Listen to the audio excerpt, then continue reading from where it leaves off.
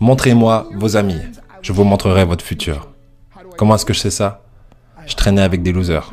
Dans cet épisode, l'ancien catcheur Marc Mero n'est pas là pour faire une démonstration de force. Non, il n'est pas là pour s'élever sur la troisième corde, prendre son temps, vous regarder droit dans les yeux avant de faire son coup de pied et vous écraser comme une merde sur le ring.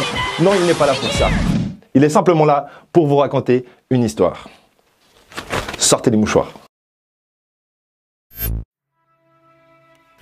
Ma maman était à tous mes événements sportifs. Disons que je jouais au football, ok? Ma mère était sur la touche. Et si le jeu sur le terrain commençait à aller d'un côté, ma mère me criait dessus. Marc, bouge-toi, bouge-toi! J'étais là, oh mon Dieu. Et on se rassemble avec les autres gars de l'équipe et ils disent, Marc, est-ce que c'est ta mère? Je réponds, non, je l'ai jamais vue de ma vie. Le plus beau cadeau que ma mère m'a donné. Elle croyait en moi. J'ai fait des overdoses sous drogue à 3 occasions où j'aurais dû mourir. Mais je crois qu'on m'a gardé ici pour une raison. Montrez-moi vos amis, je vous montrerai votre futur. Comment est-ce que je sais ça?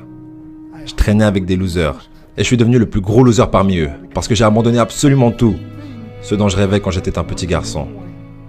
À cause des gens avec lesquels j'ai décidé de m'entourer. Mes amis me ramenaient à 2 ou 3 heures du mat. On était bourrés, foncés à rire dans la voiture. On s'arrête à côté de ma maison et ils me disent « Marc, la lumière est allumée ». Et je dis « Oh merde, ma mère est debout ».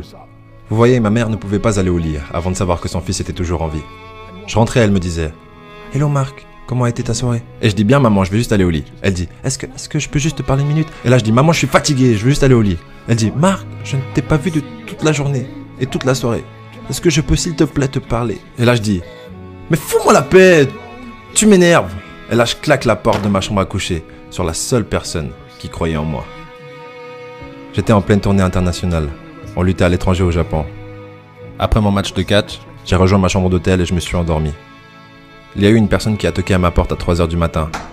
Je sors du lit, je regarde à travers la fenêtre de sécurité et je vois que c'est le promoteur japonais.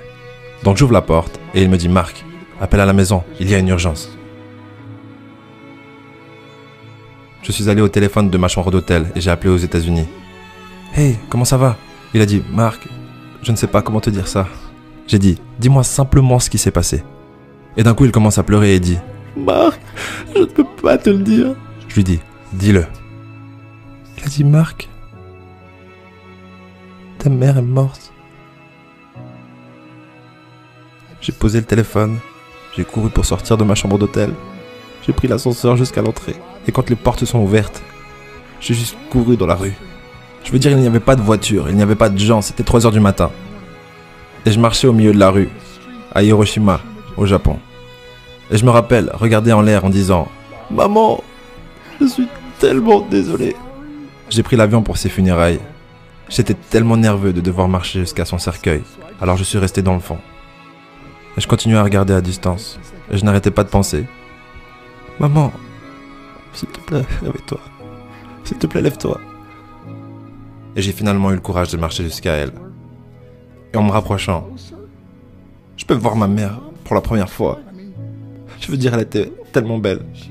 Elle était habillée en blanc. Elle ressemblait à un ange. Je me suis juste tenu en dessus d'elle. J'ai dit, maman, tu es mon héros. Tout ce que je suis, tout ce que j'espérais devenir, c'est grâce à toi. Tu m'as tellement aimé. Tu m'as donné une vie. Tu es la seule qui a cru en moi. Comment lui retourner tout ça? En me bourrant la gueule? En me défonçant? En devenant stupide? En sortant avec des losers? Pourquoi? La seule chose qu'elle voulait faire, c'était parler avec moi.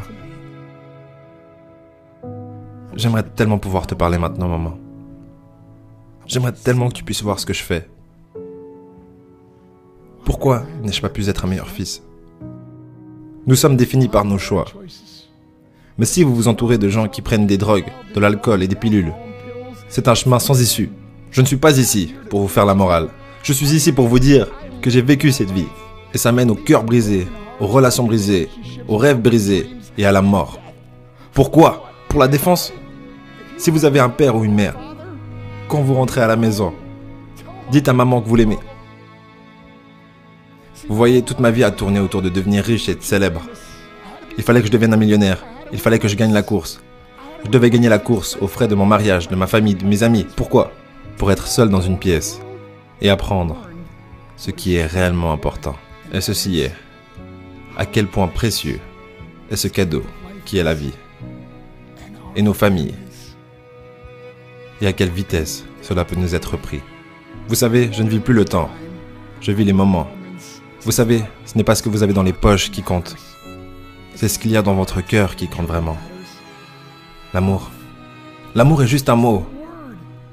Jusqu'à ce que quelqu'un vienne et lui donne du sens. Vous. Je vous le cache pas, j'ai pleuré 3 fois en faisant le montage. On a tous un pote hyper sensible dans son entourage. Du coup, cette vidéo est sûrement faite pour lui. N'hésitez pas à lui envoyer et je vous dis au prochain épisode. Si vous ne savez pas où vous allez ou que vous ne connaissez pas votre cible, vous n'y arriverez jamais. La vérité. Travaillez dur, dormez moins.